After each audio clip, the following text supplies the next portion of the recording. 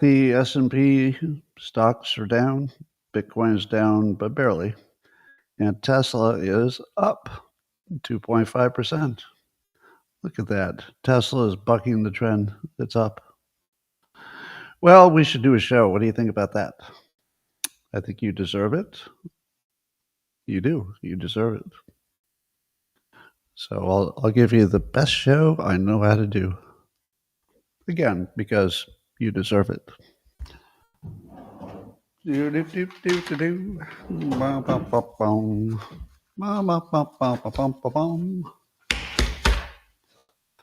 Good morning, everybody, and welcome to the highlight of human civilization. It's called Coffee with Scott Adams, and you've never had a better time. But if you'd like to take this experience up to levels that nobody can even understand with their tiny, shiny human brain, all you need is a cup or a mug or a glass, a tank or chalice, a stein, a canteen, jug or flask, a vessel of any kind. Fill it with your favorite liquid. I like coffee. And join me now for the unparalleled pleasure, the dopamine hit of the day, the thing that makes everything better. It's called the simultaneous sip, and it happens now. Go.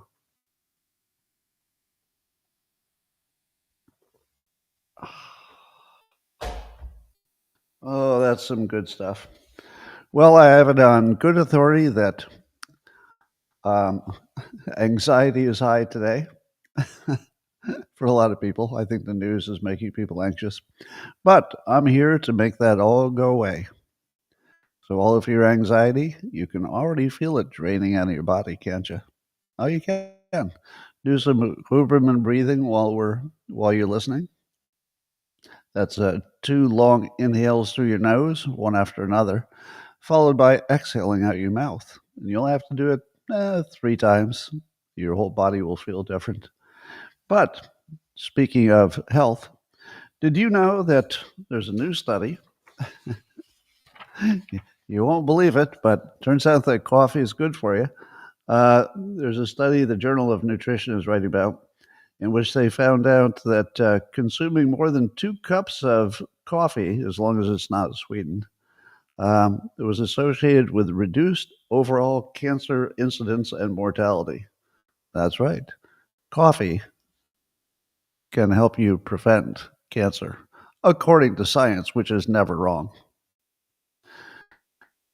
And this is kind of interesting. You know how for your entire life you've complained about how, they can't even predict the weather tomorrow. How are they going to do this or that when they can't even predict tomorrow's weather? Well, apparently there's an AI-driven method, according to The Guardian, that will be able to predict the weather with very little resources. Something like a single researcher with a desktop computer will be able to have more accurate forecasts than all the computers that they're using now to do forecasts with way less energy, thousands of times less computing power. So you'll be able to sit at your desk and predict what your weather will be tomorrow. How about that?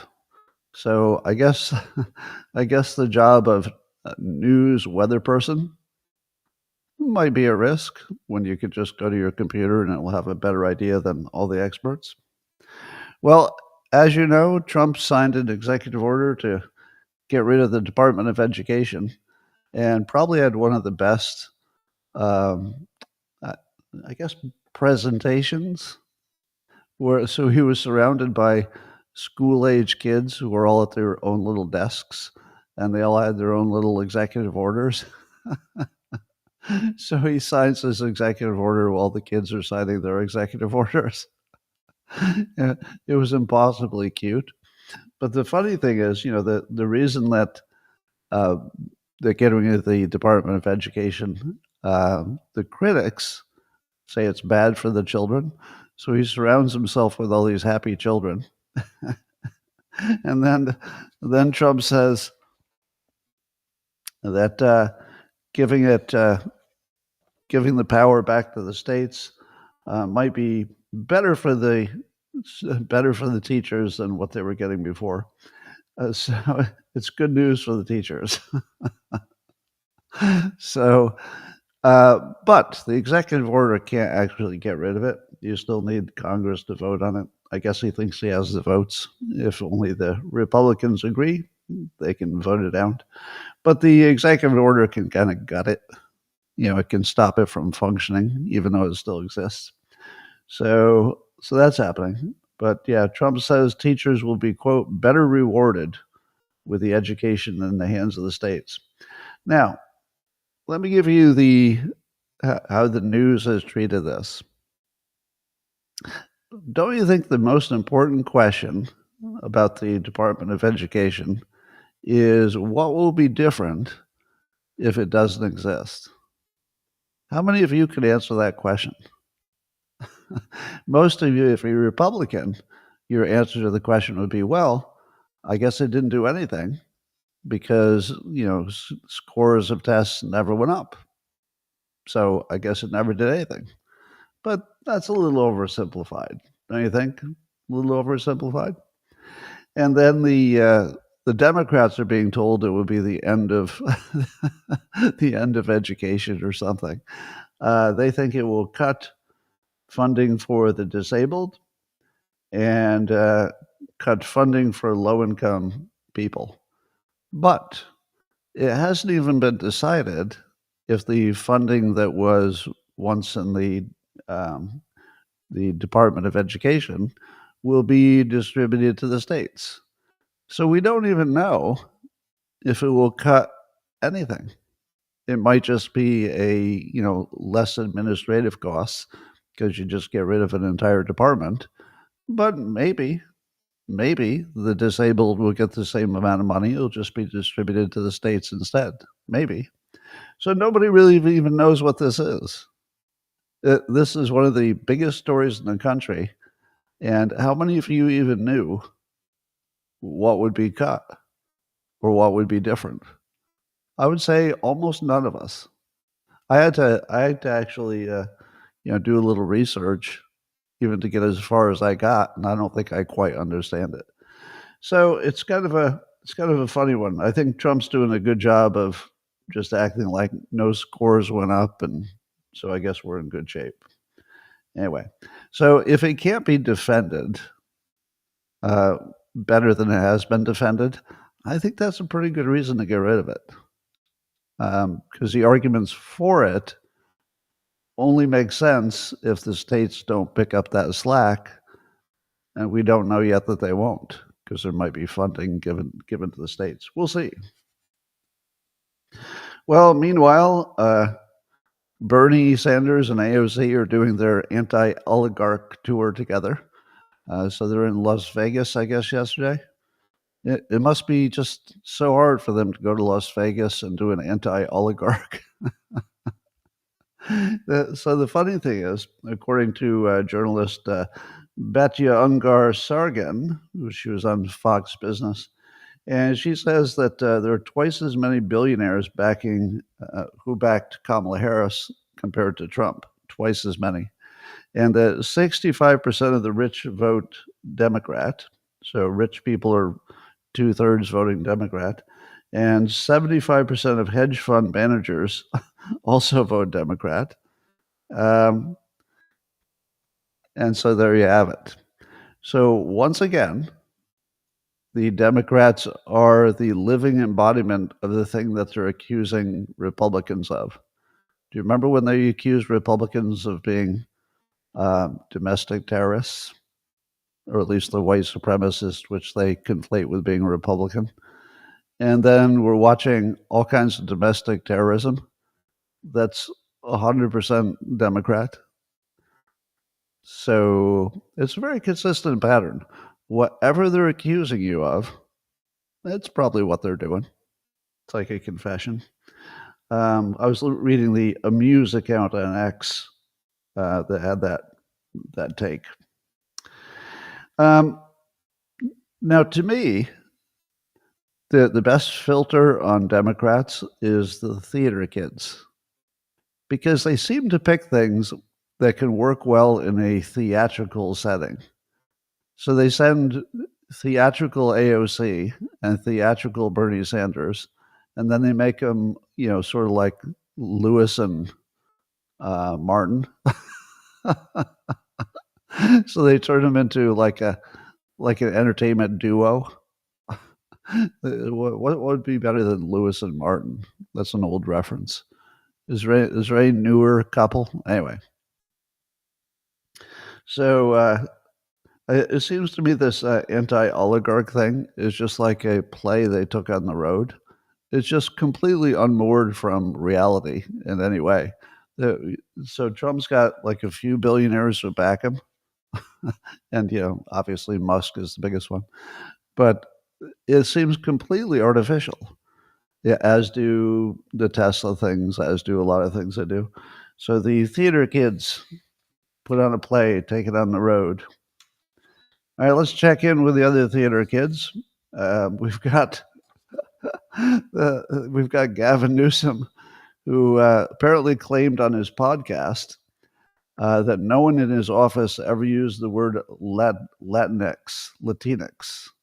Remember, for a while we were told that the Latin or the Hispanic community liked to be called Latinx with an X on the end, and you never heard anybody ever use it in the real world. And turns out the Hispanic community wasn't really crazy about it at all. Well, here's the fun part. So poor Gavin Newsom is trying to become more of a common sense middle ground guy, so he has some chance of national office. We assume. Can't read his mind, but it looks like he's trying to position himself for running for president. And but Erin Burnett of CNN on her show, she runs a compilation of Newsom actually saying Latinx without being without joking about it. So apparently he's the person in his own office that was using it in public a number of times, and he wasn't using it ironically or as a criticism. So now he's trying to sell us that no one in his office ever used the word. Well, we have video compilation of him using the word. Typical. So I'd like to give the Democrats another pro tip. I'm good at the pro tips. If you're trying to be the next Joe Rogan, the thing you can't leave out is the authentic part. But the thing that the Democrats get wrong every time is they literally think that authentic means pretending to be authentic. That's what Newsom's doing. He's pretending to be authentic to try to become the next Joe Rogan without quite understanding that the public can see through inauthentic so easily. It's what we can pick up just so easily. And then think about Joe Rogan. So how long has he been in the public eye? Is there anything he's ever done that ever struck you as inauthentic? Nothing, right? Probably literally nothing. Yeah, yes, he likes to hunt animals and cook them up. Yes, he likes to do hard workouts. Yes, he likes the MMA. Like what part of anything he's ever done strikes you as even a little bit inauthentic? Nothing. And that's the part that they don't get, and it feels like they can't get it. It's completely unavailable because their world. I mean this literally. This is not hyperbole. The Democrat world is completely artificial. So they don't live in a world where connecting to anything in the real part of the world has ever made sense. It's a complete artificial, theatrical, imaginary. We can read minds. We see domestic terrorists under every chair. We can read Trump's mind, and we know he's going to steal your democracy, and it's completely artificial. So I think they've actually lost the ability to even police themselves with authenticity. They just don't have it. And I'm not even sure they know what it feels like or what it looks like or what it would, how you would act authentic. I guess that's the problem. They act authentic. Anyway, the authentic part is not optional if you want to be the next Joe Rogan. Um, Here's another pattern I think I'm detecting. See if you detect any pattern. So I think former Democrat Representative Cori Bush. So I guess she was defeated recently, but remember Cori Bush? She was one of the squad kind of people. Her husband was charged with 2 counts of wire fraud, something about accepting payments during COVID, I think, and allegedly lied to get those payments. Now, does anybody see a pattern? Has anybody noticed that prominent, I'm going to just say prominent, has anybody noticed that prominent Democrats are so often married to criminals? Is that my imagination? How many times have we seen prominent Democrat uh, husband in trouble? And I think it could go the other way. Prominent Democrat wife is collecting money from USAID NGO for doing just about nothing. All their spouses seem like criminals. Now, I suppose the politicians themselves have some questions to answer too, but does seem like a pattern. The Democrats either marry criminals or spies. If you see a Democrat that's not married to a criminal, I would suspect that spouse of being a spy, because they only have 2 kinds of spouses: criminals and spies. Anyway, Greta Van Susteren, who has worked for a number of different news outlets, has revealed on a podcast with Tara Palmieri that the MSNBC is the only one who told her what she could and could not say. Are you surprised that MSNBC didn't let her have her own opinions? That she had to agree with sort of the company opinion on stuff. And Greta said, that's why I got fired at MSNBC. When MSNBC tried to tell me what to do, I thought they were joking. I thought they were joking. Imagine working for a company that's so corrupt that when they tell you honestly what they want from you, you think, well, that can't be true. You actually think it must be a joke because your brain can't wrap itself around the fact that they were never a real news organization, that they were, a propaganda outfit by design. And that's why I got fired, because they said I needed to play ball, and that didn't work. Now, what else do you need to know about MSNBC? The main takeaway from that is, if you know somebody who's getting their news primarily from MSNBC, they're not really getting news, are they? Obviously, most of our news sources are biased left or biased right. So bias is no big deal. But there's a really big difference between having some bias and being told what you can and cannot say on the air. That's a big difference. So MSNBC, propaganda. All right, here's a story I've been waiting for. So, so J.D. Vance, Vice President Vance, was talking to a podcast. I guess it was Daily Caller podcast with Vince Coglianese. I think I'm pronouncing that wrong. But so Vance was asked how he's a different vice president than Kamala Harris was, and Vance said, I swear he said this. This is real. I'm not making this up. Vance said, "Well, I don't have 4 shots of vodka before every meeting." And then he laughed. But here's the thing. So the New York Post is reporting it as he joked. That he joked. Was he joking? Does anybody remember 2019? And there were a number of pro-Trump people who joked.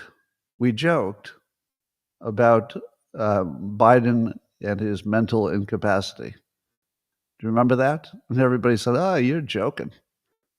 And people like me would say, "No, I mean, I might be saying it in a funny way, but I'm not joking. He quite obviously has some mental decline, and it quite obviously is going to get worse in the next few years if he gets elected." Yeah, we think it's funny on some level.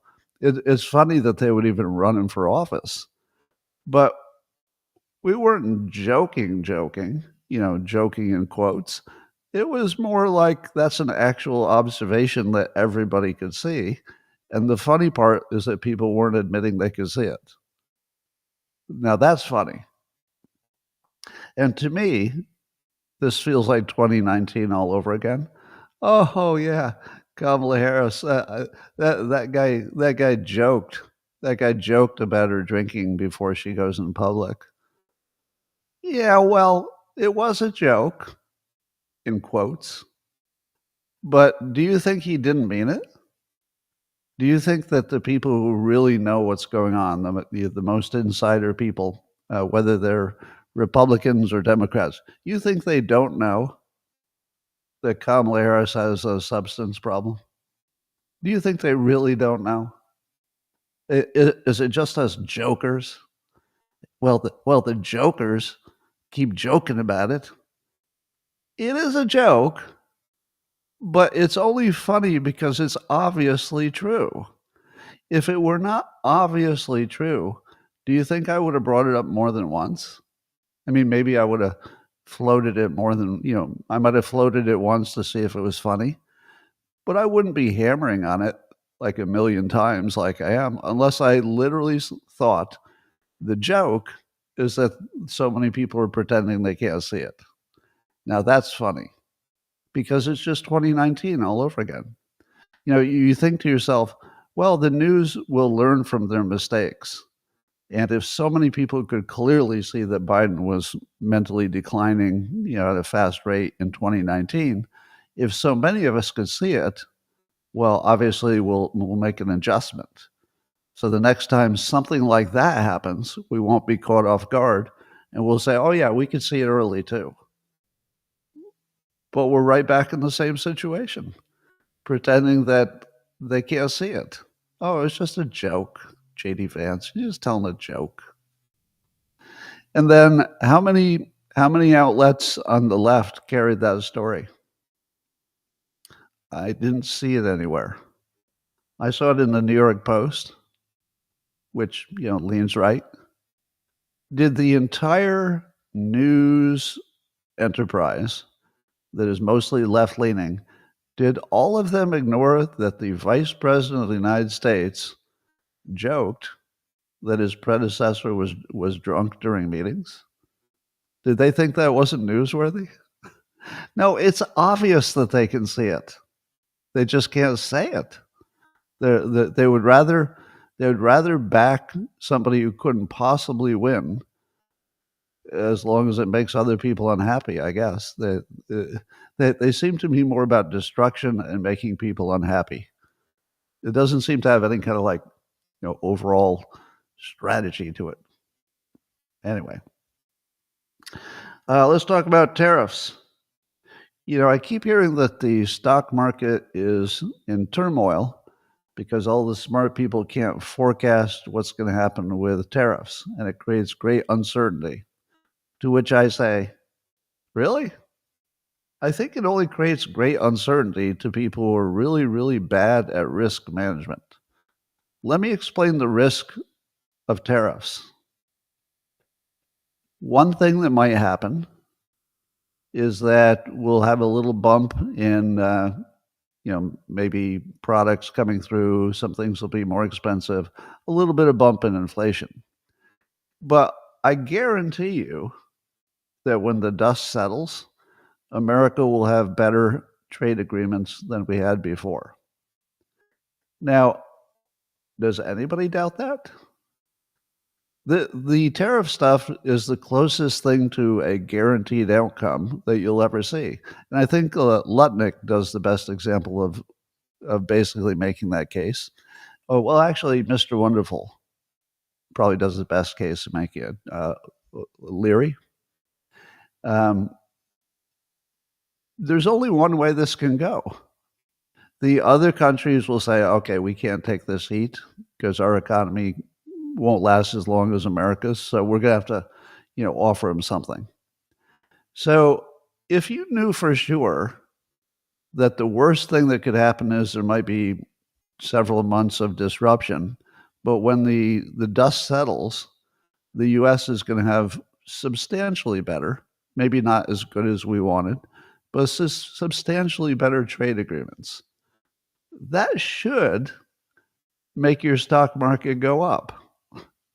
Well, what is wrong with the risk management people who are driving the stocks down? Do they really believe that it's chaos?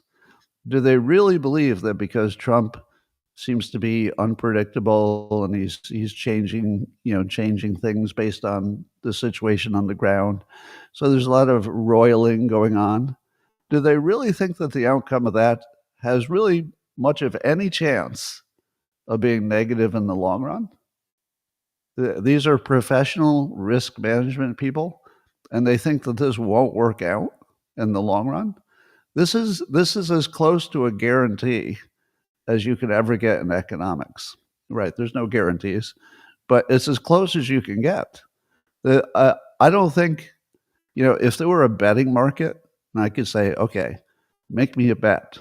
In the third year of the Trump term, will our tariff situation be better or worse than it is now?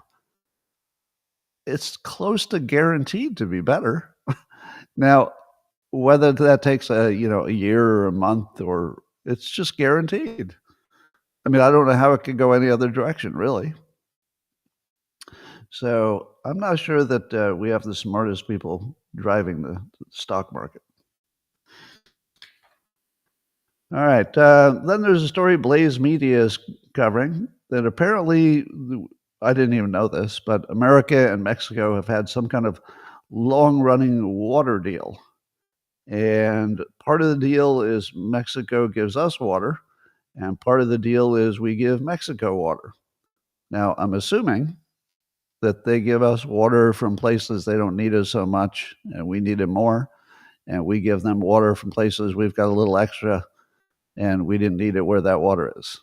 So otherwise, it wouldn't make sense. We would keep our water, they would keep their water. So there must be some situation where it just makes sense that we use their water and they use it. But apparently, they have not been meeting their deal under this 1944 water sharing treaty. And so Trump, with I think the backing of Ted Cruz, who's been pushing for this, just said, all right, so we're going to cut off your water to Tijuana. Yeah, you either have to fix it on your end or goodbye water. So it looks like the U.S. will deny Mexico's water to. Now, I don't know if that means Tijuana gets no water. I doubt it, but maybe not as much as they wanted. This seems exactly right. So I love it that my country is saying, wait a minute, you have to do your end of this, and water is not free. So if we don't get your water, you don't get our water. Looks right on point to me. Here's another good news. By the way, remember, today's theme is I'm trying to drive down your anxiety. In my opinion, this is my actual opinion, things are going really well. Like really well. It just maybe isn't really obvious, from the lens of, everything's on fire and the headlines and we're all fighting about everything. But things in general, the biggest things, are going really well. Here's another one. So, of course, one of our biggest problems in the United States is access to rare earth minerals. Well, according to Financial Times, Trump is invoking wartime's power to increase U.S. mineral production. So you probably knew this existed. I think we talked about it during the pandemic. There's a thing called the Defense Production Act. And if the country is in trouble, and you need to just sort of quickly ramp up production. Typically, we're thinking of a war situation. You can invoke this wartime powers thing, and then you can cut a lot of corners. So you can get around a lot of regulations.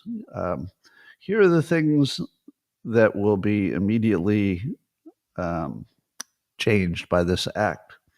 So it's going to speed up the review of projects. So if you had a mining project that you wanted to do in the US to get some rare minerals here, or even somewhere else, I suppose, then you're going to get a much faster review, which could be the number one thing that makes something uneconomical, that it might take you years to get it approved.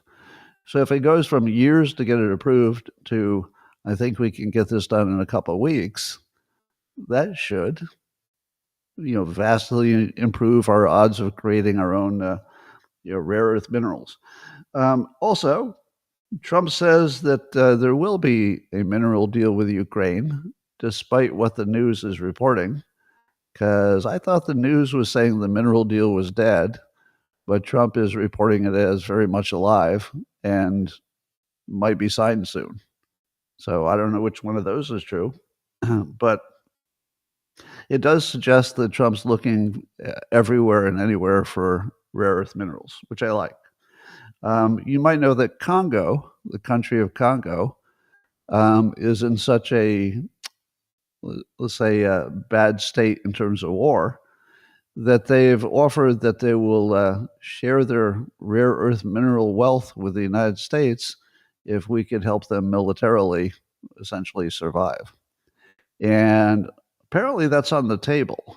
I don't think a deal has been made, but Congo is one of the places that the U.S. is looking at as a source. So I don't know what that would look like. And then part of the reason Trump liked Greenland is because of the rare earth minerals.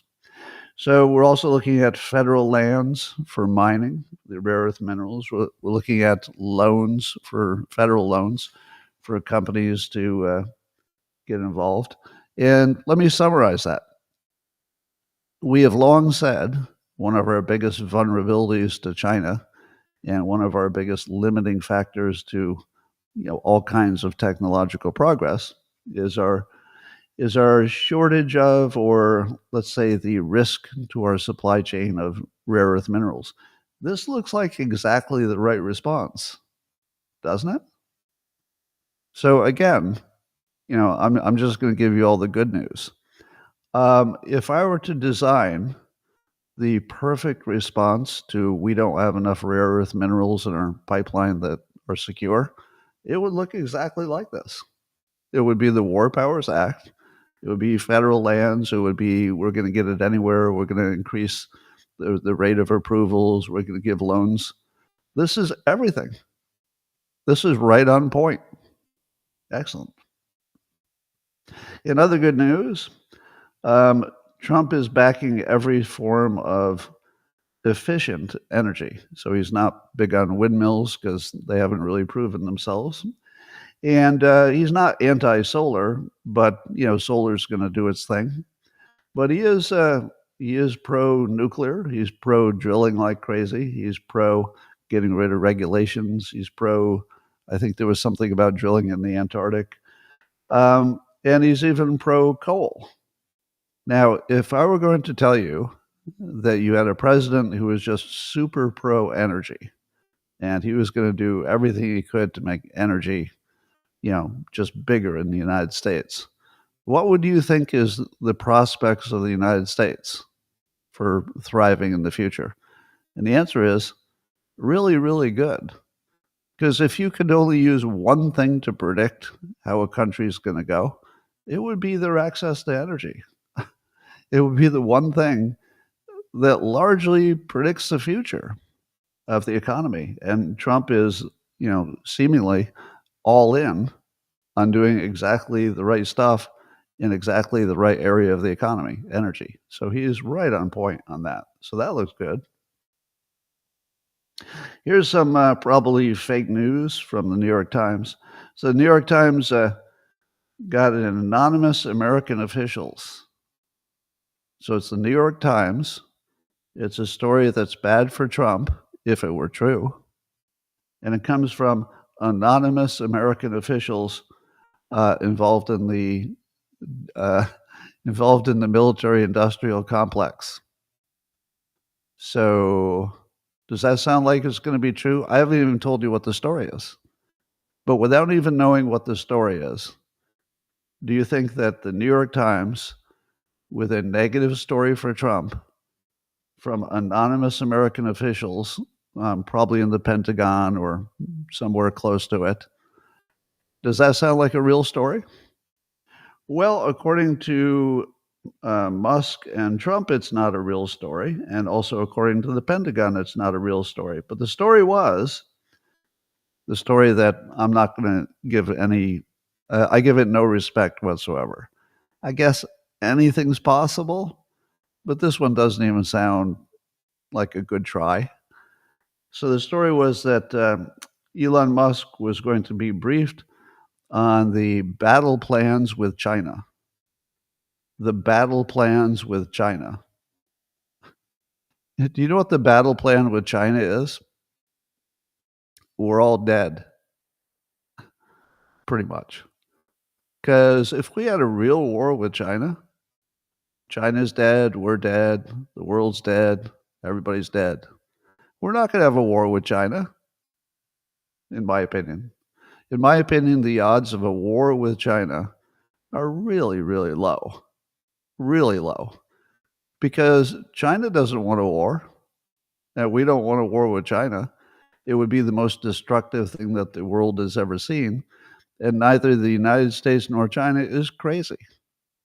So even if it looks like you're getting close to war with China, China doesn't need a war. China can just wait. Their strategy of just being bigger than other countries and having a big manufacturing base and just keep building things and getting technologically more capable and controlling resources and markets and building their Belt and Road thing, that all works. That is a really good plan for future Chinese dominance. Now, we're not going to attack China with the risk that would be to that would be an existential risk of the highest order. So in my opinion, if you're worried about war with China, it's the last thing you should be worried about. Literally the last thing. But anyway, so the rumor was from the anonymous American officials that the Pentagon was going to brief Elon Musk on the war plans with China. But Musk says that's not true. The Pentagon says that's not true. Trump says total lie, not true. Make up your own mind. But let me tell you what does make sense. It does make sense that if Musk is in charge of figuring out how to cut the budget, and the military is an enormous part of the budget, at some point, Musk would need to know the general direction of the Pentagon. Meaning, is the Pentagon going to turn into a drone-only kind of a military? Is it going to double its number of, nuclear subs? Is it going to get rid of its tank expenses, because who needs a tank? If the United States got into a war with anybody capable, tanks wouldn't last 5 minutes. So at what point does Musk need to know, not the war plan with China, you don't need to know that detail, but you would certainly need to know the budget direction of the Pentagon, so that you could ask the right questions, like, all right, if you have all these drones, why do you need tanks? There might be a reason. I'm not saying there's no reason, but those are the questions you got to ask. It's like, well, do you really need this? If you got that, can you make a robot army? I mean, there's a lot of questions that need to be answered to handle the budget and the budget cuts. Well, as you know, there's this big Tesla takedown effort, and I guess they're getting really organized, and something's going to happen at the end of the month. And they keep planning all these events that turn into domestic terrorism because there's always somebody bad at these events. And they're going after Tesla assets and Tesla dealerships and charging stations, and it's all about Elon Musk. And now actor John Cusack is involved with this. And once again, we get back to this theater kids. John Cusack, I don't believe he's appeared in any top grade movies lately. This is the only acting job he can get, which is pretending to be a leader of this anti-Tesla thing. And he's complaining that the United States is fascist and becoming more fascist every day. Is that because there's somebody who's making cars as somebody wants? Is that the fascist thing? Or is it possibly the people organizing the violence against them? Which one sounds a little more fascist to you? Tough question. Anyway, if it's the only acting job you can get and you look crazy and you look like you might be on some kind of mental health drugs, I guess it's the best you can do. So the Daily Wire is reporting on that. So poor guy. Anyway, so here's my opinion about the Tesla protests. Something like 30 to 40% of all Tesla owners are Democrats. If you own a Tesla, do you feel uncomfortable driving it in public? Because all you have to do is stop at some red light, and if there's some bad, radical, crazy leftist, you might get keyed. So if 30 to 40% of Tesla owners, who probably are quite happy with their automobiles because Tesla has a lot of happy owners, how are they going to feel finding out that their own party made it too dangerous to just drive down the street in the car they already own? That is an unrecoverable error. I don't think the anti-Tesla people thought this through. It's not like all those people can immediately swap out their cars. That's a pretty big expense. So a few will, right? A few politicians will make a big show of it or whatever. But most people are going to keep the car they have no matter what's happening, because changing out your car is sort of a big deal. So if 30 to 40% of the Tesla car owners are finding that their own party made it too dangerous to drive to the grocery store to buy a loaf of bread, how are they going to forgive their own party? I wouldn't. I would never forgive that. Because it's one thing to say, blah, blah, some policies happening that might not affect me. Blah, blah, executive order that might not affect me. Blah, blah, the Congress is talking about something that will never affect me.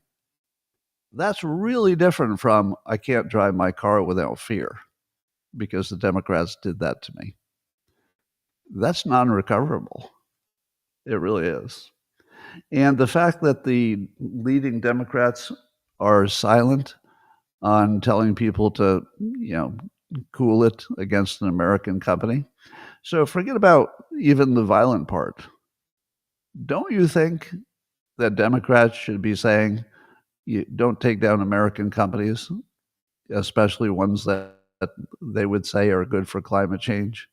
But nobody. It just completely reveals that their views are about power and about destruction. They're not trying to build anything. And when they do, they just take the money and nothing gets built. Like the California is the classic example of that. So anyway, it seems that the Democrats have decided to define themselves as domestic terrorists. The Democrats have tried to kill Trump twice because we assume that those killers were left-leaning. And now they're trying to take out Musk. So they've literally become a party of anarchy. And I told you before, I think I told you that Chuck Schumer, when he was on one of the news shows, he talked about how the goal was to make Trump less popular. Now, how could you belong to any kind of a group whose leader says our goal is to make the other side less popular so that we can get power back? No part of that sounds like what's good for the public. How about we plan to lower your taxes? How about we plan to create more jobs? That would be good. How about we plan to find a way to get more rare earth minerals? Oh, that would be good. How about we have a plan for getting better trade deals? That would be good. Every one of the productive ideas is coming from Republicans. Now, some of it is because Republicans have power and Democrats don't. But the complete inability to have a positive policy idea, combined with unfortunately, the authenticity of saying that what they want to do is destroy two of the most successful people in the country. How do you not understand what's going on? They are the party of anarchy, chaos, and destruction. They're not trying to build anything. They're trying to just completely destroy. And I just don't see how that could ever be a competitive political party at the national level. Of course, they'll retain power in cities and states. But wow, I've never seen any group self-destruct so thoroughly without understanding that they're self-destructing thoroughly. It's like they don't even understand it. Meanwhile, this is interesting. As you know, Trump was doing executive orders against a few law firms that he thought had acted inappropriately, meaning targeted Republicans or targeted him. But one of them has negotiated with him, the Paul Weiss law firm, that had been one of the targets of Trump's executive orders that would take away their clearances and prevent them from doing work with the government. Apparently, they negotiated, and they promised not to deny representation to clients based on political views. So that means they agreed to take on Republicans if it made sense. They promised not to use any diversity, equity, and inclusion policies. Wow. And they said they would dedicate the equivalent of $40 million in pro bono legal services to support the Trump administration's initiatives, according to The Hill. Now, that sounds pretty extreme. How in the world? I mean, did they offer that? Or did the Trump administration ask for it? Because it feels different if they offered it versus if they asked for it. If they offered it, well, it just makes sense to say yes. But I hope they didn't ask for it, because that would look a little extortiony, if they asked for it. But if the law firm said, all right, we're just going to have to throw everything at this deal and we'll just offer this, and it might not be any more than they do for the other side of the political aisle. It's a pretty big firm. But anyway, that's an interesting situation. It also tells me that the law firm is very good at what they do, because if you had told me they could negotiate a way out of this, I would have said, ha, ha, ha, there's no way they're going to negotiate their way out of this. And then they did. So I guess I'm a little impressed. And probably they weren't crazy about the diversity, equity, and inclusion thing. They probably just did it because everybody was doing it. So they might have given away nothing on that. It might have been something they didn't want to deal with in the future anyway. Well, let's talk about LA. LA reportedly has a $1 billion deficit, just the city of LA. Now, if you heard that, how bad would you think that was? What if I taught you about numbers without percentages, or percentages without numbers?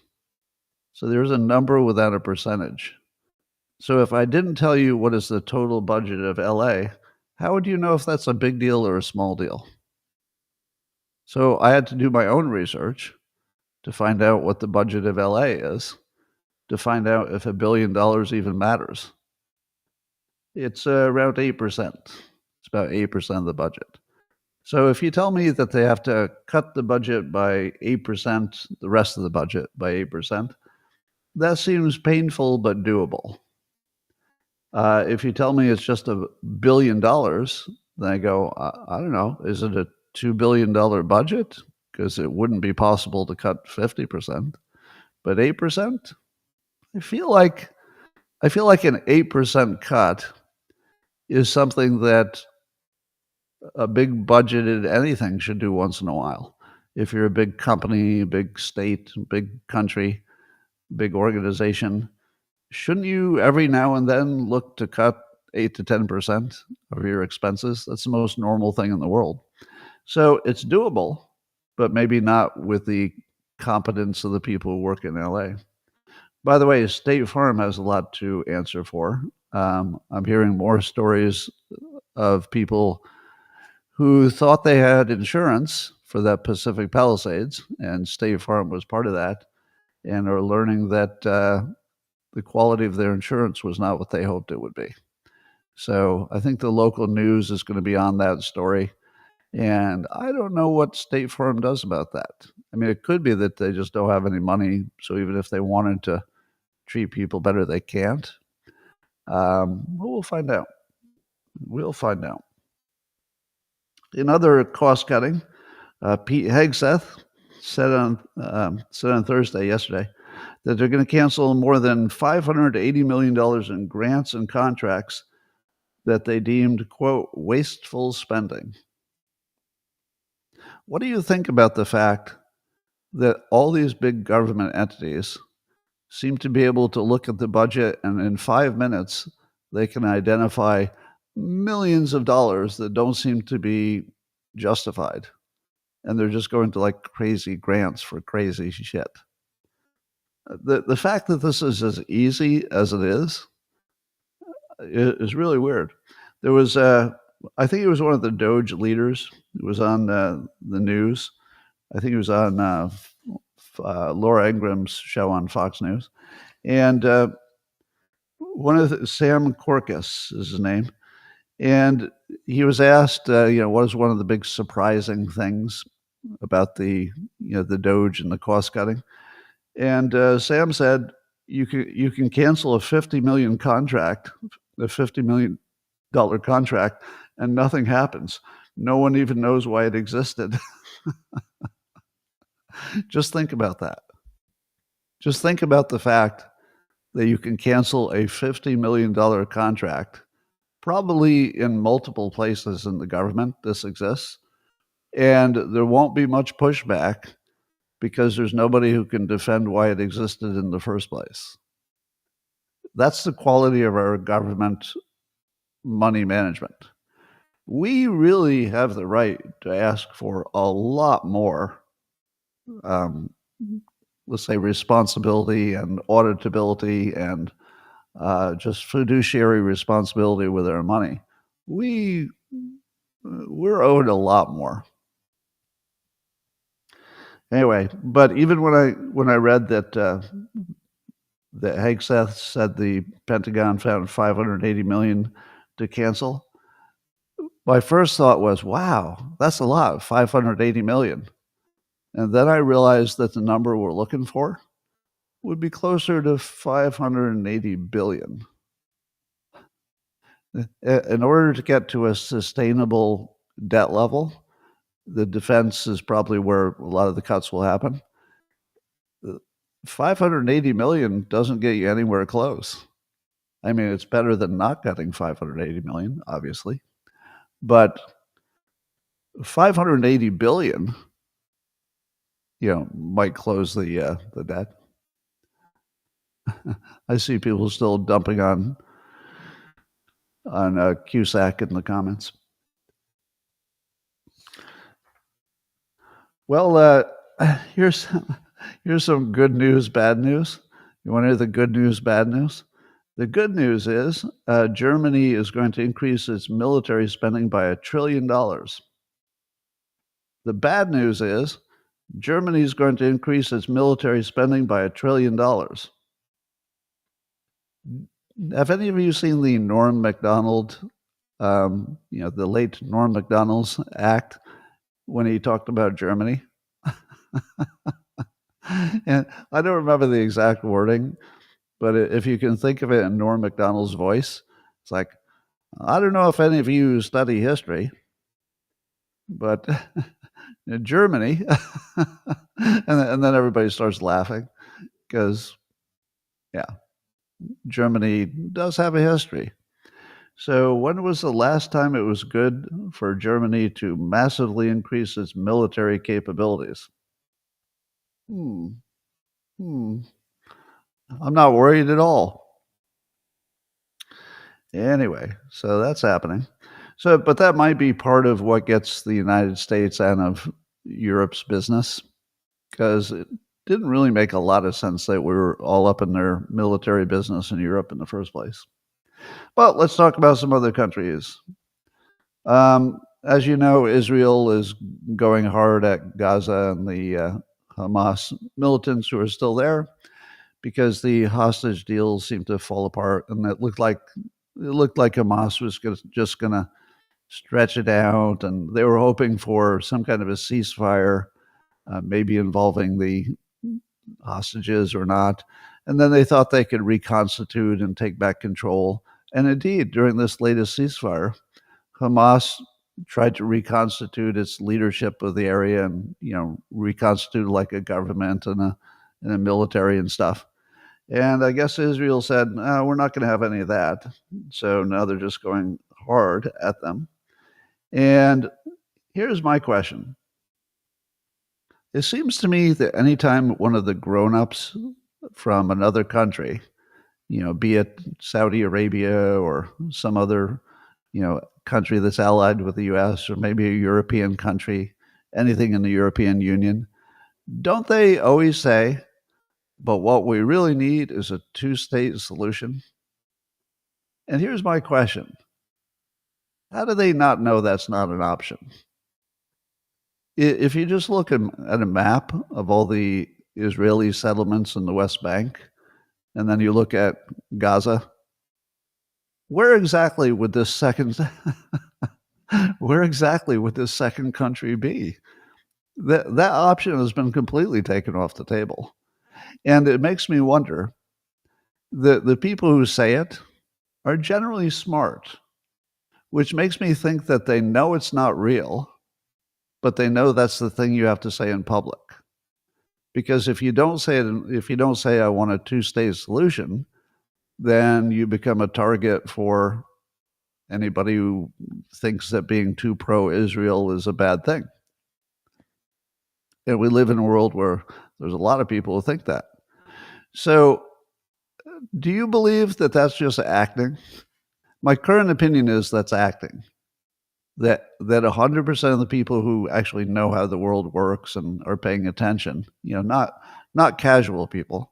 I think if you just stop somebody on the street and said, "Do you prefer the two-state solution?" You'd find lots of citizens who are not deeply informed about what's going on. I think the citizens would quite honestly say, "Yes, two-state solution, good idea," but not the experts. So don't we still have people who are like allegedly experts who they have to know that there's no real possibility of a two-state solution, don't they? So, and that's a real question. Do they actually not know that option closed? I don't know when, but it's certainly closed. So I would also say that the way Hamas handled or didn't handle the hostage situation kind of gave Israel the free pass that they needed to do whatever they need to do. So I think that Israel has decided that Hamas will be destroyed completely. And I think Hamas never thought that was serious. I think their strategic problem was they thought, well, if we just do this and that, they're going to do a ceasefire, we'll reconstitute, we'll claim victory, and we'll do it again. But that's not at all where Israel's head is at. Not at all. Israel is quite clearly decided that they'd like to get the hostages back, but they're not going to let it control them, meaning that they're going to just destroy every part of Hamas, no doubt about it, no matter how long it takes. So, for those of you who are new to me, I don't support Israel. It's not my country. I support the United States. But it's hard for me to criticize a country that's doing something that looks like it's in their best interests, even if it's horrible to other people, because I see it through the filter of power, and Israel has power, and they're using it to what looks like their own opinion of what's the betterment of Israel. If the power were reversed and the Palestinians had all the power, the Israelis would not be happy. In other words, whoever has the power is going to be doing things that the people who don't have power are really, really going to hate. And they might even have a good point, but it doesn't matter. It just doesn't matter if they have a good point, because the ones with the power are going to get what they want, and that's just what that part of the world is about. Now, I don't think our part of the world is better. I think that when the U.S. has power, it uses it, and when somebody else has power, they use it. So to imagine that if I had a moral or ethical qualm, that somehow that would matter. That wouldn't matter. It wouldn't matter to anybody. So I just shut up about any moral or ethical qualms, because I don't live in a moral and ethical world. I live in a world where countries, quite understandably, pursue their own best interest as hard as they can. So what are you going to do about that? Now, you might say, but we don't want to be funding it. And that's a good conversation to have, because that's just economics.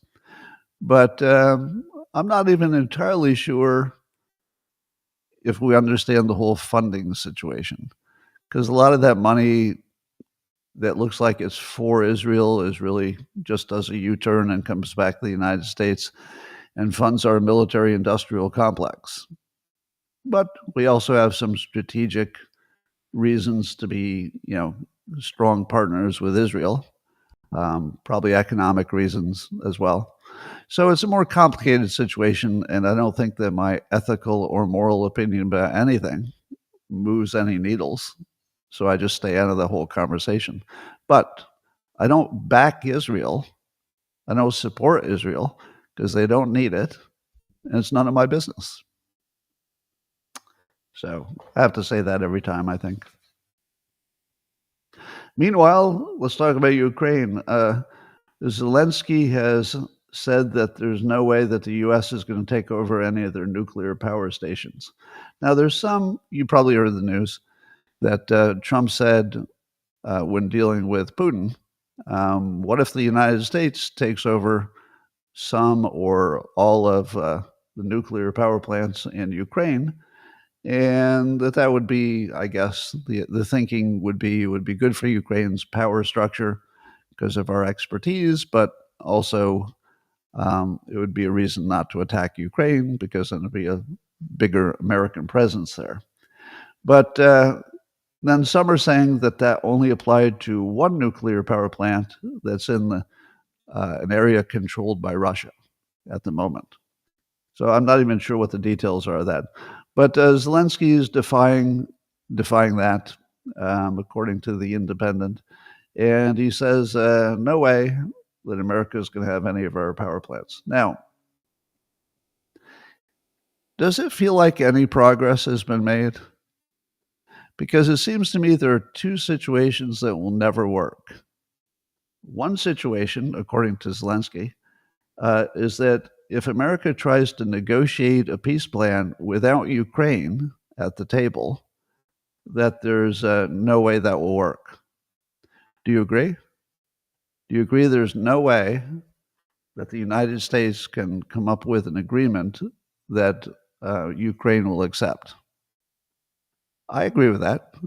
Because even if we say, oh, but, we can twist his arm and we can threaten him and we can just make Zelensky do what we want, he's going to do every one of these weasel tricks He's going to have the European Union on his side.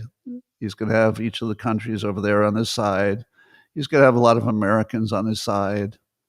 So as long as Zelensky is a weasel, and whoever might replace him would just be weasel number two, I don't think that we can come up with an agreement that he would keep and would end the war. So situation number one that won't work, and I agree with Zelensky on this, is trying to negotiate a peace deal without Ukraine at the table. But there's one other thing that won't work. Trying to negotiate a peace agreement with Ukraine at the table. Because if you put them at the table, they're going to ask for things that nobody's going to give them. If you don't put them at the table, we're going to give away things that they're going to, work behind the scenes and in every way to thwart us. So you can't make a deal with them at the table, and you definitely can't make a deal with them not at the table. And those are the only two options. They're either at the table and it doesn't work, or they're not at the table and it doesn't work. In my opinion, I don't see anything that looks like even a little bit of progress. What do you think? Do you see it differently? And to me, it looks like Russia is just going to keep chewing up whatever they can because they have such a dominant position at this point, theoretically. I mean, I'm not there. So, maybe the drones and robot dogs that the Ukrainians have are, can turn the tide of the war. I mean, maybe, but I don't see it happening. So I don't see any progress there at all, nor do I see a path. So unless something big happens, I'm not expecting anything to happen except the United States getting out of the game. So let me make a prediction. Given that Zelensky doesn't seem to be serious about peace, because being serious about it would be giving up more than he's willing to give up. But we don't have to pay for it. So I think Trump's next move would be to remove just every bit of support for Ukraine and say, Germany, I'm glad you've increased by $1 trillion your spending. Hey, Great Britain and France, good luck with that. We'll sell you some weapons if you like. Would you like us to sell you some weapons? Because we'll be happy to sell you stuff. So that's my prediction. My prediction is no peace in Ukraine, and the United States pulls out entirely and just says, fuck every one of you. And I think we're really close to fuck every one of you because we're being dragged in. I mean, I guess we dragged ourselves in. You could argue that we're responsible for it. But at this point, we certainly have a fiduciary responsibility to deal with our own budget problems and let them have whatever faith they decided they wanted. Because if Zelensky wants to fight, why should we stop him? Anyway, according to Live Science, an octopus has been spotted riding on top of the world's fastest shark. This is my favorite story. There's even video of it. So somehow an octopus grabbed on the top of a shark, and it happened to be, coincidentally, one of the fastest type of sharks, a short fin Macao shark. And that shark can go up to 50 miles per hour underwater. Can you imagine how much fun that octopus is having right now? Unless the moment it lets go, the shark is going to eat it. So I don't know if sharks eat octopuses. I think they do, right? Are sharks picky about what they eat? So it could be that the octopus is thinking, okay, if I ever let go, I'm going to be lunch. Or is the octopus saying, I think I just figured out the greatest thing ever. I've got a pet. I've got a pet that's going to take me places. Man, am I traveling. I'm seeing the world. So anyway, they're calling it the sharktopus. It's a combination of a shark and an octopus. The sharktopus, it was spotted in the Hauraki Gulf off of New Zealand.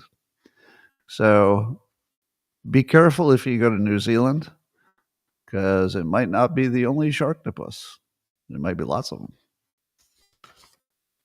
And that, ladies and gentlemen, is all I needed to tell you. So here's what I think. I think the Ukraine war will not turn nuclear, but I think the U.S. will just get out and just say, screw this, we're out.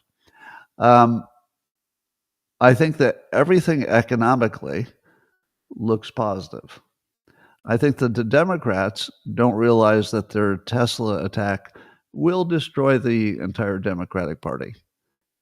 Because I just don't know too many normal Democrats with Teslas who are going to put up with this. I just don't think they will. I think they're going to lose the entire Asian American vote if they haven't already. And because of that, I mean, that just looks like complete lawlessness. And the Asian American community likes their law. They like law and order, and they like their Teslas. So I think that's really going to sting in a big part of their party. I think the tariffs are going to be nothing but positive, but it will be, a rocky road until it is. I think inflation will get under control. I think interest rates will come down. I think our energy is almost guaranteed to be much higher, in a year or two than it is now, which will again bring down prices. I think that almost everything is going in the right direction with Doge. I do worry that they can't find enough, but boy, does it look like there's plenty of fraud and abuse. It looks like there's plenty to cut. So I'm gonna tell you that the stock market is acting political right now. It's not acting economical. If the stock market has started acting as if economics were driving it, I think it would be discounting a lot of the roiling and would be saying, things are definitely starting to shape up. So we fixed the border problem. I don't think education is fixed. If I had to pick one weak spot, I don't think getting rid of the Department of Education makes much difference. But I don't trust states to do education because they haven't succeeded yet. The idea that the states would compete with each other to do education better, it hasn't worked yet. What would make that suddenly work? So I think the only thing the Republicans have there is if they can push school choice. So school choice might give you something, as long as everybody has the choice. And that, ladies and gentlemen, is all I have to say today. Hope it reduced your anxiety a little bit. And if that doesn't work, coffee can cure everything else. So I'm going to say a few private words to the people on Locals, my subscribers. And the rest of you, thanks for joining. I will see you same time tomorrow on X and Rumble and YouTube. Locals, I'm coming at you now.